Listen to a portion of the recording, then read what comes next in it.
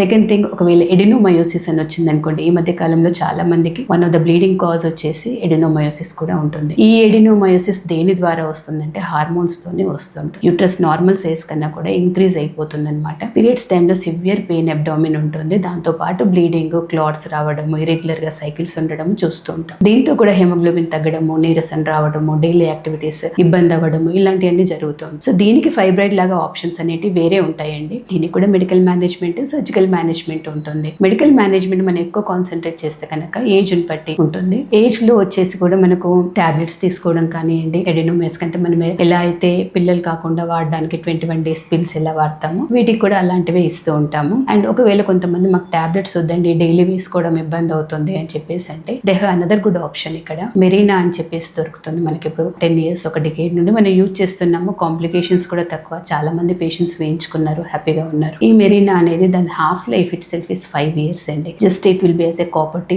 Day time procedure, day care లో మీరు రావచ్చు, వేయించుకొని వెళ్ళొచ్చు. ఇది యూట్రస్ లో కాపర్టీ ఎలా కూర్చుంటుందో, పిల్లలు కాకుండా వేస్తాం కదా, అది ఎలా కూర్చుంటుందో ఇది అలాగే కూర్చుంటుంది. దీనికి ఒక రిజర్వాయర్ ఉంటుంది అనమాట, టీ షేప్ డివైస్, కింద రిజర్వాయర్ లాగా ఉంటుంది. డైలీ ఒక మోతాదులో అది రిలీజ్ చేస్తూ ఉంటుంది హార్మోన్. సో దీంతో ఏంటంటే కనుక బ్లీడింగ్ అనేది చాలా మటుకు కంట్రోల్ చేయొచ్చు. ఇది ఎవ్రీ 5 years కి మళ్ళీ తీసాక మళ్ళీ వేయడం అనేది రీస్కాన్ చేసుకొని మళ్ళీ వాల్యుయేట్ చేసుకొని అవసరమైతే మళ్ళీ వేయించుకోవచ్చు, ఒకవేళ మీ ఏజ్ తక్కువగా ఉంటే.